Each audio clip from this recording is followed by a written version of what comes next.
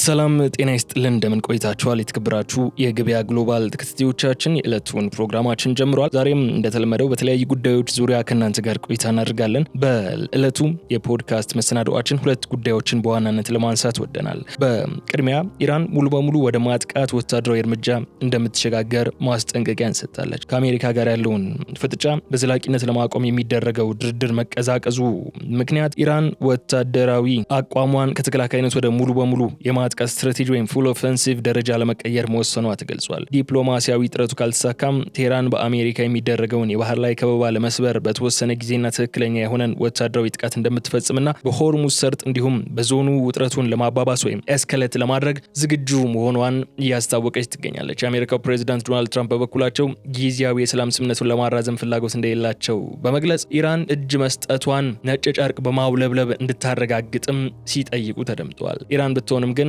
ተጨማሪ ድርድር ከመደረጉ በፊት አሜሪካ በኢራን ወደቦች ላይ የጣለችውን ከበባ ማንሳት፣ የነዳጅ ማዕቀቦችን ማንሳት፣ የታገዱ የገንዘብ ሀብቶችን መልቀቅና ወታደራዊ ስጋቶችን ማስወገድ አለባት ስትል ቅድመ ሁኔታዎችን አስቀምጣ እየሰራች ትገኛለች። በሌላ በኩል ደግሞ ኢራን የኒውክሌር ቴክኖሎጂዋን በጠንካራ ሁኔታ መግፋቷን ትቀጥላለች ሲሉ የኢራን አብዮታዊ ዘብ ምክትል አዛዥ የሆኑት ጀነራል ሞስጠፋ ኢዛዲ መናገራቸው የሀገሪቱ መገናኛ ብዙሃን እየዘገቡ ይገኛል። የኢራን እስላማዊ አብዮታዊ ዘብ ወይም IRGC ምክትል አዛዥ ጀነራል ሞስጠፋ ኢዛዲ እንደተናገሩት ከሆነ የውጭ ጠላቶች የሀገሪቱን የኒውክሌር ኢንዱስትሪ ለማፍረስ ቢሞክሩም እንኳን ኢራን የኒውክሌር ቴክኖሎጂዋንና የሳይንስ እድገቷን በጽናት ትገፋበታለች ብለዋል። አክሎም ጠላቶች ኢራንን የማዳከም የመከፋፈልና የመንግስት ግልበጣ የማካሄድ እንዲሁም የነዳጅ ሀብቷና የሆርሙዝን ሰርጥ የመቆጣጠር እንዲሁም የሀገሪቱን የኒውክሌር ኢንዱስትሪና የመከላከያ ኃይልን የማፍረስ ግብ ነበራቸው፣ ነገር ግን በሁሉም ረገድ ሳይሳካላቸው ቀርተዋል ሲሉም ተደምጠዋል። ከዚህ ባሻገር በዓለም አቀፍ ደረጃ እየታዩ ያሉ ለውጦች የአሜሪካን የኃይል የበላይነት እየተሸረሸረና እየወረደ መምጣቱን ያሳያሉም ያሉ ሲሆን የኢራን ጦር በሆርሙዝ ሰርጥ ላይ ተጽዕኖና ቁጥጥር እንዳለው እንዲሁም ሀገሪቱ በሚሳኤልና በዘመናዊ የአየር መከላከያ ቴክኖሎጂ ያሳየችውን ከፍተኛ እድገት ተቃዋሚዎቿ ጥንቃቄ እንዲያደርጉ ያስገደደም ታላቅ የመከላከያ አቅም ወይም ዲተራንስ ፓወር ፈጥሯል ሲሉም ተደምጠዋል። እነዚህን ጉዳዮች በዝርዝር እንመለከታቸዋለን። በሌላ በኩል ደግሞ እንደ መረጃ ጥቀስ አድርገ ነው የምናልፍ አንድ ጉዳይም አለን። ከሳምንታት የተኩስ መቆም በኋላ ለመጀመሪያ ጊዜ ሊባል በሚችል ደረጃ የተባበሩት አረብ ኤምሬትስ ከኢራን 2 ባሊስቲክ ሚሳኤሎች እንድትተኮሱባት ገልጻለች ተብሏል። ይህንንም እናነሳዋለን። ስለዚህ አብራችሁን በመቆየት እንድትከታተሉን ጋብዛችኋለሁ። የገበያ ግሎባልን የዩቲዩብ ገጽ ሰብስክራይብ አድርጉ፣ ቪዲዮውን ላይክ አድርጉ፣ ሀሳብ አስተያየታችሁንም በኮሜንት መስጫው ላይ ያስቀምጡልን። ከተከታይ አጭር መሸጋገሪያ በኋላ ተመልሰን ስንመጣ ዝርዝር ጉዳዮችን ይዘን ነው የሚሆነው። በድጋሚ መልካም ቆይታ።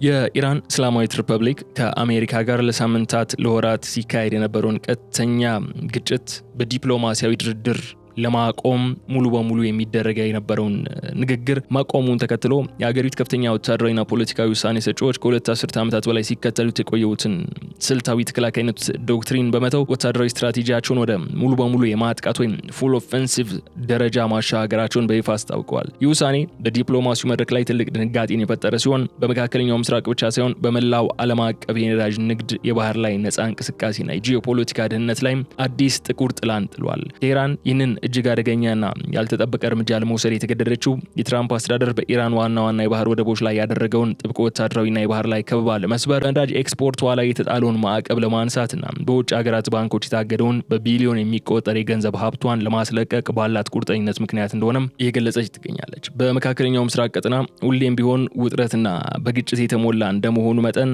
አዲስ ባይሆንም መሰል ክስተት የኢራን ወቅታዊ ማስጠንቀቂያ ግን የቀደሙትን አይነት ተራ የዛቻ ንግግሮች ሳይሆን የተወሰነ ጊዜና ትክክለኛ ኢላማ ላይ ያተኮረ ወታደራዊ ጥቃትን ለመፈጸም ዝግጅቷን ማጠናቀቋ የሚያመላክት በመሆኑ ችግሩ አጣዳፊና አደገኛ የመሆን እድሉ እጥፍ ድርብ ያደርገዋል። አሜሪካና የአካባቢው አጋሮቿ በኢራን ወደቦችና የንግድ መስመሮች ላይ የጣሉትን የባህር ላይ ከበባ ባጭርና በተወሰነ ጊዜ ውስጥ ካላነሱ በሆርሙዝ ወሽመጥ በኩል የሚያልፈው የዓለም አቀፍ የነዳጅ መስመር በቀጥታ የጦርነት ቀጠና እንደሚሆንና የኢራን ከፍተኛ ወታደራዊ አመራሮች በዚያ መስመር ላይ ጥቃት ለመፈጸም እንደሚገደዱም ሲያስጠነቅቁ ተደምጠዋል። ይህ ውሳኔ በዲፕሎማሲው መድረክ ላይ ተደቅኖ የነበረውን አነስተኛ ለመተማመን ወደ ፍጹም የጥላትነትና የጦርነት ዝግጅት የለወጠውም ሲሆን ሁለቱም ወገኖች ወደ ቀደመው ጊዜያዊ የሰላም ስምምነት ከመመለስ ይልቅ የራሳቸውን ጥብቅ ቅድመ ሁኔታዎችን በማስቀመጥ በማስቀመጥ የጦርነት ነጋሪት በመጎሰም ላይ ይገኛሉ። ኢራን ከዚህ ቀደም የነበራትን ራሷን የመጠበቅና የመከላከል ስትራቴጂን በመተው አሜሪካና አጋሮቿ እርምጃ እስኪወስዱ ሳትጠብቅ በራሷ ጊዜና ቦታ ቀዳሚ ወታደራዊ ጥቃት ወይም ፕሪኤምፕቲቭ ስትራይክ ለመፈጸም ዝግጁ መሆኗን ማስታወቋ በፋርስ ባህረ ሰላጤ የሚገኙ የውጭ ሀገራት የጦር መርከቦችንና የነዳጅ ማጓጓዣዎችን በከፍተኛ ስጋት ውስጥ ይጥላቸዋል። ይኸው ስትራቴጂካዊ ውሳኔ የመካከለኛው ምስራቅን የኃይል ሚዛን ሙሉ በሙሉ እንደገና የሚቀርጽ ከመሆኑም በላይ በክልሉ ሊከሰት የሚችለውን ግጭት የሁለት ሀገራት ፍጥጫ ብቻ ሆኖ እንደማይቀርና መላውን ዓለም አቀፍ ኢኮኖሚ ሊያንቀጠቅጥ የሚችል አዲስ አደገኛ የጦርነት ምዕራፍ መሆኑንም በግልጽ ያሳያል። በዋሽንግተን በኩል ያለው ፈጣንና ጠንካራ ምላሽ ለቴህራን የወታደራዊ ስትራቴጂ ለውጥ ተጨማሪ ነዳጅ የሚጨምርና ሁኔታዎችን ወደ ባሰው ውጥረት የሚገፋ ሆኖም ተገኝቷል። የአሜሪካ ፕሬዚዳንት ዶናልድ ትራምፕ ከኢራን ጋር ለሳምንታት ሲደረግ የቆየውና በአሁኑ ወቅት የተስተዋጎለውን ጊዜያዊ የሰላም ስምምነት የማራዘም ወይም ማሻሻያ የማድረግ ምንም አይነት ፍላጎት እንደሌላቸው በይፋና በግልጽ እያስታወቁ ነው ያሉት። ትራምፕ በሰጡት ይፋዊ መግለጫም ኢራን ከአሜሪካ ጋር ወደ ማናቸውም አዲስ የዲፕሎማሲያዊ ንግግሮችና ድርድሮች ከመመለሷ በፊት እጅ የመስጠት ነጭ ጨርቅ ማውለብለብ አለባት ሲሉ ገልጿል። ይህ ንግግር የዋሽንግተንን ፍጹም አሸናፊነትና የበላይነትን መሰረት ያደረገ ለድርድር መለሳለስ ቦታ የማይሰጥ እጅግ ጠንካራና የማይዋዥቅ አቋምን የሚያንጸባርቅ ነው። የአሜሪካ አስተዳደር በቴህራን ላይ የሚከተለውን ማክሲመም ፕሬዠር የተሰኘውን ስትራቴጂ ዋና ዓላማ ኢራን በአካባቢው የምታሳየውን ወታደራዊና የኒውክሌር እንቅስቃሴን ሙሉ በሙሉ ማስቆምን መሰረት በማድረግ ነው። ዋሽንግተን እንደ ዋና መስፈርት ያቀረበችው ኢራን የዩራኒየም ማበልጸግ ፕሮግራሟና የኒውክሌር መሰረተ ልማቶቿን ሙሉ በሙሉ እንድታቆም፣ የረጅም ርቀት ባሊስቲክና የሃይፐርሶኒክ ሚሳኤል ልማቷን እንድታቋርጥ፣ እንዲሁም በየመን የሚገኙ ሁቲዎችን፣ በሊባኖስ የሚገኘውን ሂዝቦላህና በኢራቅ የሚገኙ ታጣቂ ቡድኖችን ለነሱ የምታደርገውን ወታደራዊና የገንዘብ ድጋፍ በይፋ እንድታቆም ማስገደድ ላይ ነው መሰረት ያደረገችው አሜሪካ። የትራምፕ አስተዳደር ፍጹም እጅን ስጡ የሚለውን አቀራረብ በቴህራን ከፍተኛ አመራሮች በኩል ፍጹም ተቀባይነት የሌለው የታሪካዊ ጠላትነት ነጸብራቅና የሀገሪቱን ብሔራዊ ሉዓላዊነት ወይም ሶቨርኒቲን በቀጥታ የሚጋፋ ተደርጎም ተወስዷል። የትራምፕ አስተዳደር በኢራን የነዳጅ ኤክስፖርት ላይ የጣለውን አጠቃላይ ማዕቀብና በወደቦቿ አካባቢ ያደረገውን ጥብቅ ወታደራዊ ክትትል የዲፕሎማሲያዊ መንገድ ማስገደጃ መሳሪያ አድርጎ ቢጠቀምበትም የኢራን መሪዎች ግን ይህንን እርምጃ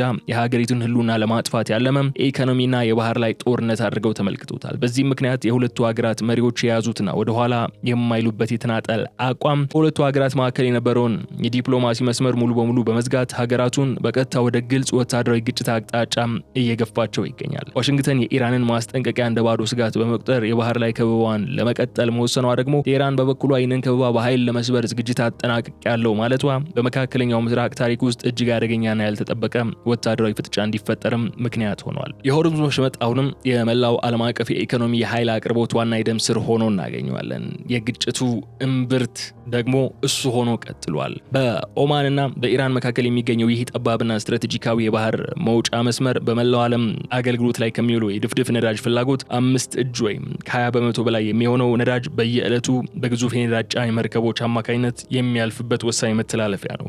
በዚህ እጅግ ጠባብ በሆነ የባህር መስመር ውስጥ የሚፈጠር ማንኛውም አይነት አነስተኛ ወታደራዊ እንቅስቃሴ፣ የጦር መርከቦች ፍጥጫ ወይም የትራንስፖርት መስተጓጎል በዓለም አቀፍ የነዳጅ ዋጋ ላይ፣ በምግብ ምርቶች ትራንስፖርትና በዓለም አቀፍ የአቅርቦት ሰንሰለት ወይም ሰፕላይ ቼን ላይ ከፍተኛ እንዲሁም ፈጣንና አስከፊ የሆነ ጥፋት የሚያስከትል ሆኖ እናገኘዋለን። ኢራን በወሽመጡ ረዥም የባህር ዳርቻ ያላትን ተፈጥሮአዊ የጂኦግራፊ የበላይነትና የባህር ኃይል አቅምን በመጠቀም የአሜሪካን የባህር ላይ ከበባ በኃይል ለመስበር ዝግጁ መሆኗን በይፋ መግለጿ ደግሞ የፋርስ ባህረ ሰላጤን በፍጥነት ወደ ከፍተኛ የጦርነት ቀጠናነት ሊቀይረው የሚችል አደገኛ አካሄድ ይሆናል። ቴህራን በዚህ ወሽመጥ ውስጥ በሚገኙ አነስተኛና ፈጣን ሚሳኤል የታጠቁ ጀልባዎቿ አማካኝነት፣ ታንኳዎቿ አማካኝነት፣ በባህር ስር በሚዘረጉ የላቁ ፈንጂዎች እንዲሁም በባህር ዳርቻ ላይ በተጠመዱ ጸረ መርከብ ባሊስቲክና ክሩዝ ሚሳኤሎች በመጠቀም ማንኛውም የንግድና የነዳጅ ጫኝ መርከብ እንቅስቃሴን ሙሉ በሙሉ የማደናቀፍ፣ የመያዝ ወይም የማስመጥ ወታደራዊ አቅም እንዳላት በተደጋጋሚ በተደረጉ ወታደራዊ ልምምዶችና ጥቃቶች አሳይታለች።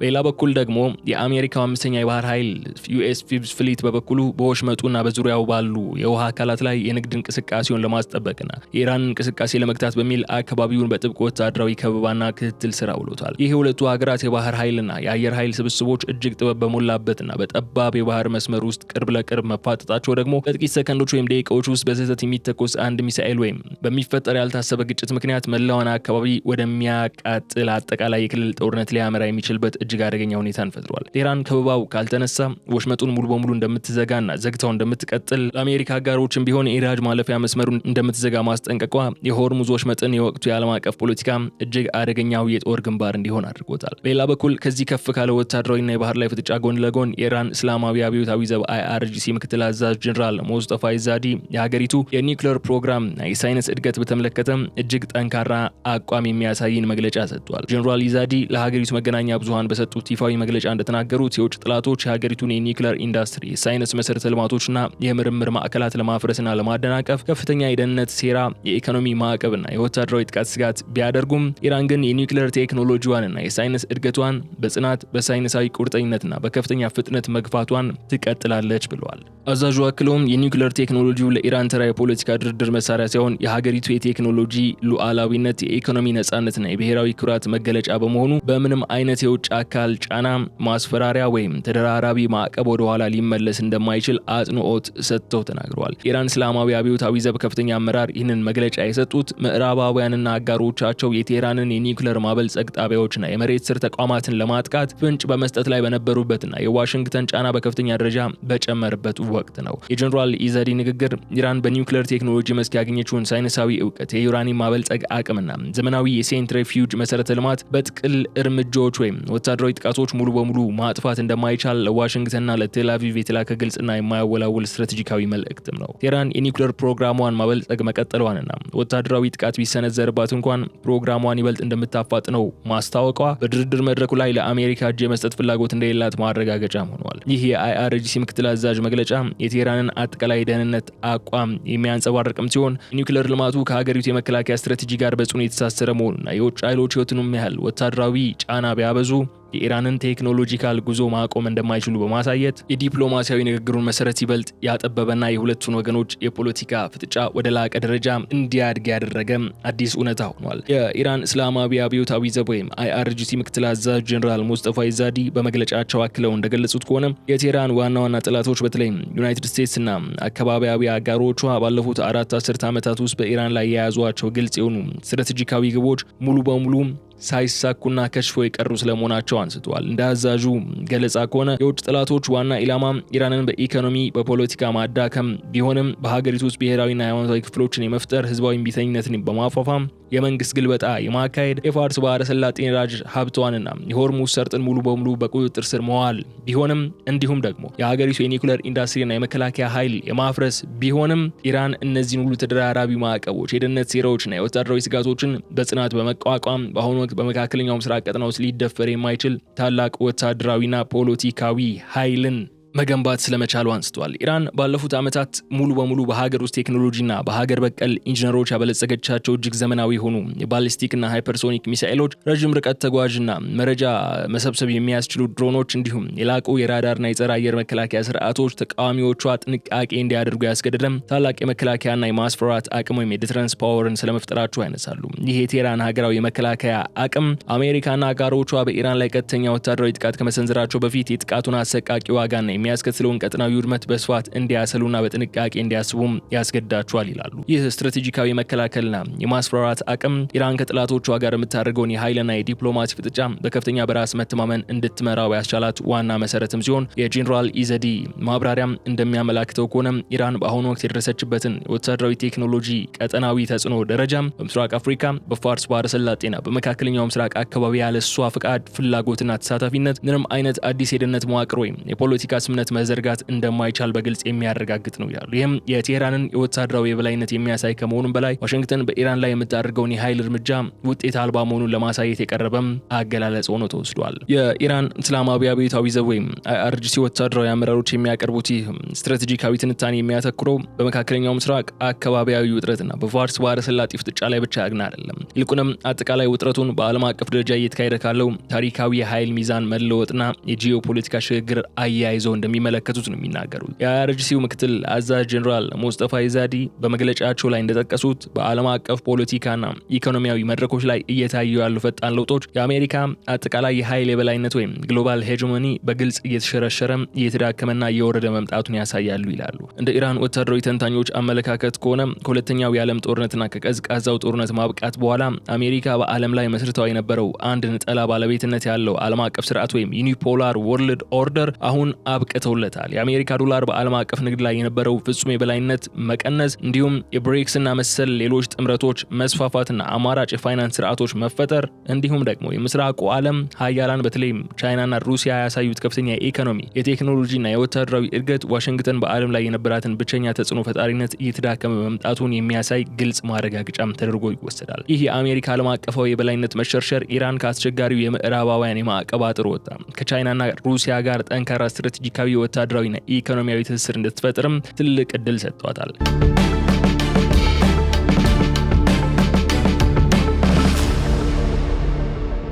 ቴህራን አሜሪካ በውጭ ፖሊሲዋ ላይ የምታሳየውን ወጣ ገባነት የአጋሮቿን መራቅና በውስጥ ፖለቲካዋ ላይ የሚታየውን ከፍተኛ መከፋፈል እንደ ትልቅ ስትራቴጂካዊ አጋጣሚን በመጠቀም በምስራቅ አፍሪካ በመካከለኛው ምስራቅና በዓለም አቀፍ የባህር መስመሮች ላይ የምታደርገውን ተጽዕኖ የማስፋፋት እርምጃ በሙሉ በራስ መተማመን እንድትገፋበት አድርጓታል። የኢራን መሪዎች እንደሚያስቡት ከሆነ አሜሪካውን ባላት የኢኮኖሚና የወታደራዊ አቅም ደረጃ በበርካታ ዓለም አቀፍ ግንባሮች በምስራቅ አውሮፓ፣ በእስያ ፓሲፊክና በመካከለኛው ምስራቅ በአንድ ጊዜ ረዥምና አስከፊ ጦርነቶች የማካሄድ አቅሟ እጅግ የተገደበ ነው የሚል እምነትም አለ። ይህ ኃይል ሽግግር ነጸብራቅ ኢራን ከአሜሪካ ጋር በምታደርገው የሆርሙዞች ፍጥጫ ላይ እጅግ ጠንካራና የማያወላውል አቋም እንድትይዝ ያደረጋት ሲሆን የሁለቱን ሀገራት ፍጥጫ ከተራ አካባቢያዊ ግጭትነት ወደ ዓለም አቀፍ የአዲስ ኃይል ሚዛን መፈተሻ መድረክነት እንዲሻገር አድርጎታል። በቴህራንና በዋሽንግተን መካከል የነበረው ይህ ቃል ብቻ የተደገፈ ማስጠንቀቂያ የጦርነት ነጋሪትና የፖለቲካ ፍጥጫ ግን በቅርቡ ቀጥተኛና እጅግ አደገኛ ወታደራዊ እርምጃ መልክ የሚይዝበትን ሁኔታ የሚያሳይ አዲስና አሳሳቢ ክስተት በይፋ እየተመዘገበ ነው። በሁለቱ ወገኖች መካከል ለአጭር ጊዜ ተደረገው ከነበረው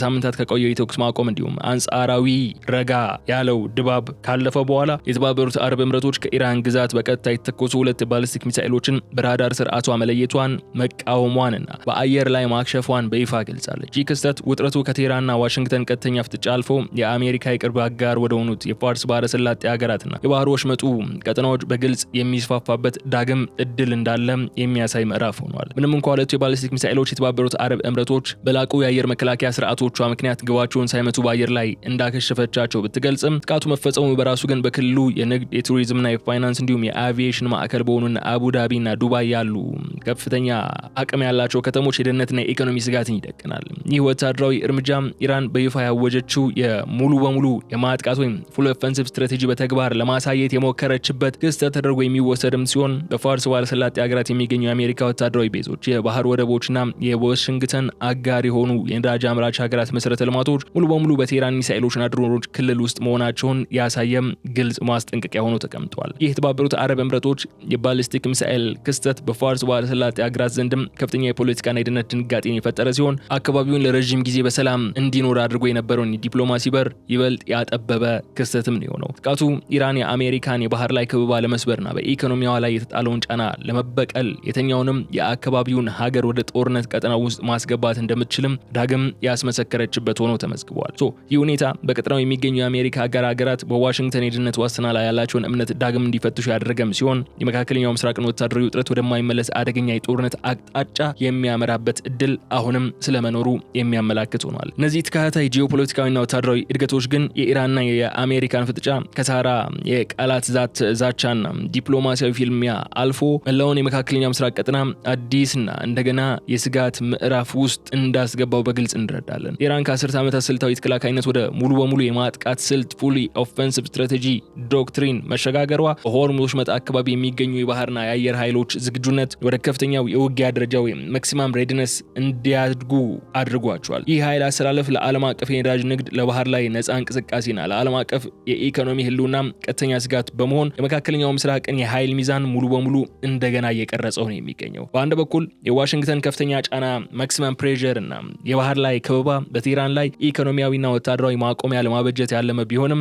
ኢራን እጅ አለመስጠት የኒውክሌር ፕሮግራሟን በጽናት መግፋቷና የባሊስቲክ ሚሳኤል አቅሟን በተግባር ማሳየቷ የዋሽንግተንን ስትራቴጂካዊ ስሌት እንዲወሳሰብ ያደርገዋል። ይህ የኃይል ፍጥጫ በፋርስ ባህረ ሰላጤ በሚገኙ ሌሎች ሀገራት ላይ የወደቀውን የደህንነት ስጋት እጥፍ ድርብ ያደረገም ሲሆን ወደፊቱ የቀጠናውን አቅጣጫ በሁለቱ አካላት ቀጣይ ውሳኔዎችና ሊከሰቱ በሚችሉ ድንገተኛ ግጭቶች ላይ የተንጠለጠለ እንዲሆን ያደርገዋል። በኢራን በዩናይትድ ስቴትስ እና በአካባቢው ሀገሮች መካከል ያለው ታሪካዊ ግጭት ከየብስ ከባህርና ከአየር ወታደራዊ ፍጥጫ አልፎ ወደ ላቀና እጅግ ውስብስብ ወደ ሆነው የሳይበር ምህዳር ወይም ሳይበር ስፔስ እና የመረጃ ጦርነት ኢንፎርሜሽን ዋርፌርም እየተሸጋገረ ያለበት አደገኛ መንገድ እየተመለከትን ያለ ነው። በአሁኑ ዘመን በሀገራት መካከል የሚደረግ የኃይል ፍጥጫ በአካላዊ ተዋጊ መሳሪያዎችና በሚሳኤል ድብደቦች ብቻ የተወሰነ አይሆንም። ይልቁንም በሰው ሰራሽ እሳቤ ወይም ኤአይ፣ በጠፈር ሳተላይት መረጃዎች፣ በስፓይዌር ቴክኖሎጂዎችና በከፍተኛ የሳይበር ጥቃቶች የታጀበ አዲስ የዘመናዊ ጦርነት ምዕራፍ ነው የሚሆነው። ስለዚህ ኢራንና አጋሮቿ የምዕራባውያኑን የላቀ መደበኛ የጦር መሳሪያና የቴክኖሎጂ የበላይነትን ለመካካስ ወይም ለመገዳደር ሚዛኑን ለመጠበቅ ያልተመጣጠነ የሳይበር ጦርነትን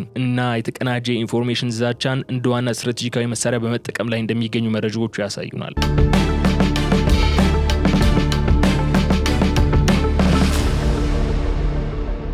የቴህራን የሳይበር ጦር ኃይልና የሃከር ቡድኖች በምዕራባውያን ወታደራዊ መረጃ መዋቅሮች፣ በፋይናንስ ተቋማት፣ በነዳጅና የኤሌክትሪክ መሰረተ ልማቶች እንዲሁም በስልታዊ የባህር ላይ ትራንስፖርት መከታተያ ስርዓቶች ላይ ያተኮሩ ተደራራቢ የሳይበር ጥቃቶችን በመሰንዘር አቅማቸውን እያሳዩ ነው ያሉት። በሌላ በኩል ደግሞ ዋሽንግተንና አጋሮቿ የኢራንን የኒውክሌር ማበልጸጊያ ተቋማት፣ የመከላከያ ሚሳኤል መቆጣጠሪያዎችና የባህር ኃይል ኮሚኒኬሽን መረቦችን ለማደናቀፍ ዘመናዊ የዲጂታል ስርዓቶችና የሳይበር ጥቃቶችን በመተግበር ላይ ይገኛሉ። ከዚህም በተጨማሪ በመገናኛ ብዙሃንና በዲጂታል ማህበራዊ ድረገጾች የሚካሄደው የመረጃ እና የስነልቦና ጦርነት ወይም ሳይኮሎጂካል ዋርፌር የህዝብን አመለካከት ለመቅረጽ በጥላት ወገን ላይ ፍርሃትና ለመረጋጋትን ለመፍጠርና እንዲሁም የዲፕሎማሲያዊ በላይነትን ለመቀዳጀት እንደ ዋና አጋዥ መሳሪያ ሆኖ ያገለግላል። የሐሰተኛ መረጃዎችን ስርጭት፣ የሳተላይት ምልክቶችን ማደናቀፍ ወይም ጂፒኤስ ጃሚንግ እና የድሮን መቆጣጠሪያ መስመሮችን ጠልፎ ማሰናከል የወቅቱ ፍጥጫ ዋና መገለጫዎች ሆነዋል። ስለዚህ የመካከለኛው ምስራቅና የሆርሙዝ ወሽመጥ ወደፊት የኃይል ሚዛንና የደህንነት እጣ ፋንታ በምድር ላይ በሚደረጉ ወታደራዊ እንቅስቃሴዎች ብቻ ሳይሆን በዚህ በስውርና በረቀቀ መንገድ በሚካሄደው የሳይበርና የመረጃ የበላይነት ፍጥጫ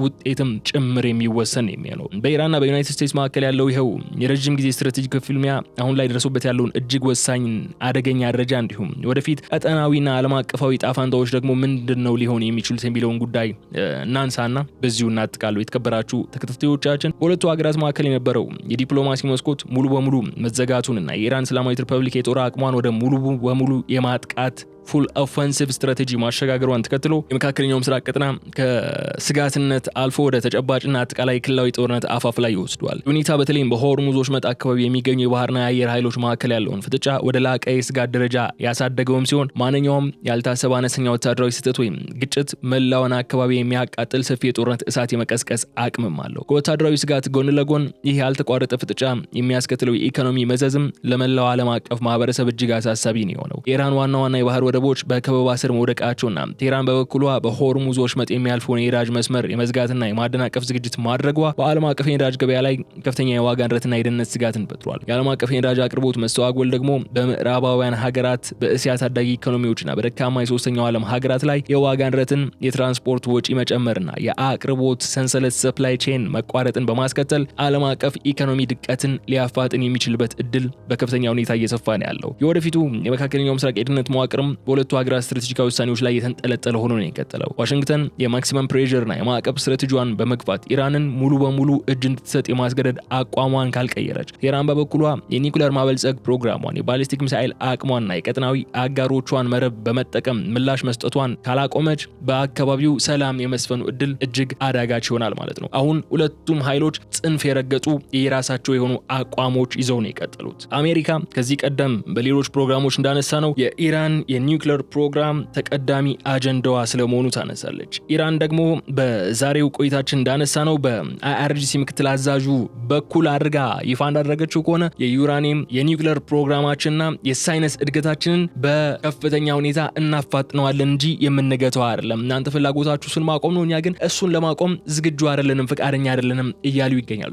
አሜሪካ ፕራዮሪቲዋን ወይም ቀንደኛ ዓላማዋ ጎልዋ ይህንን የኒውክሌር ፕሮግራም ማስቆም እስከሆነ ድረስ ይህንን የኒውክሌር ፕሮግራም መቆም የሚችልበት እድል በጠረጴዛ ዙሪያ ተነጋግረው ማመቻቸትና ማስቀመጥ ካልቻሉ ድረስ ጦርነቱ ዳግም ተጧጥፎ የሚቀጥልበት እድል እጅግ ከፍተኛ መሆኑ ያሳያል። የትላንት ምሽቱ ወደ የተባበሩት አረብ ኤምሬቶች ተተኮሱ የተባሉ 2 ሚሳኤሎችም የቀጣዩን ምዕራፍ ጅማሬ የሚያበስሩ ሊሆን የሚችሉበት እድል እጅግ ከፍተኛ ነው። ዩኤኢ 2 ሚሳኤሎች ከኢራን በኩል ተተኩሶብኛል እያለች ነው። ኢራን ደግሞ ከዚህ በኋላ እኔ መከላከሉን ትቼ ወደ ማጥቃት እርምጃ ነው የምገባው፣ እናንተ ኃይላችሁን አደራጅታችሁ ጊዜ ገዝታችሁ በምትፈልጉት ሰዓት እስክትመቱን ድረስ አልጠብቅም የሚልን ጉዳይ ነው እያነሳች ያለችውና ቀጣዩ የጦርነቱ ምዕራፍ እጅግ ውስብስብ በሆነ መልኩ ተጧጥፎ ሊቀጥል የሚችልበት ሊሆን ይችላል። ኢራንም ባለፉት ጊዜያት ለተራዘመ ጦርነት የሚያዘጋጃትን ወይም የተራዘመ ጦርነት ለማድረግ በሚያስችላት ቁመና ጦሯን እያደራጀች የነበረችበት ሁኔታ ስላለ ጦርነቱ በዛ መልኩ ሊቀጥል የሚችልበት ሁኔታ ይፈጠር ይችላል። በትራምፕ በኩል ደግሞ የሚነሱ ጉዳዮች ጦርነቱ እንዳይቀዛቀዝ የሚያደርጉ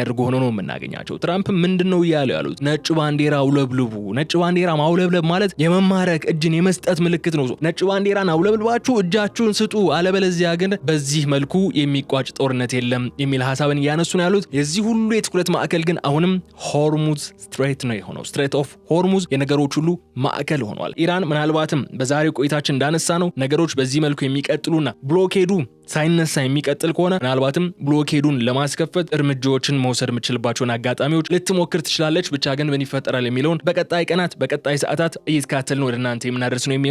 ስለተከታተላችሁን ግን አብራችሁን ስለቆያችሁ እጅግ አድርጌ ያመሰግናችኋለሁ። የገበያ ግሎባልን የዩቲዩብ ገጽ ሰብስክራይብ ማድረጋችሁ እንዳትዘነጉ። ቪዲዮውን ላይክ አድርጉ። ሀሳብ አስተያየታችሁን በኮሜንት መስጫው ላይ አስቀምጡልን፣ እንደ ሁል ጊዜው እንደተለመደው ማለት ነው። በቀጣይ በሌላ ጉዳይ መልሰን እንገናኛለን። እስከዚያ ድረስ ግን በቸር ሰንብቱልን። ሰላም።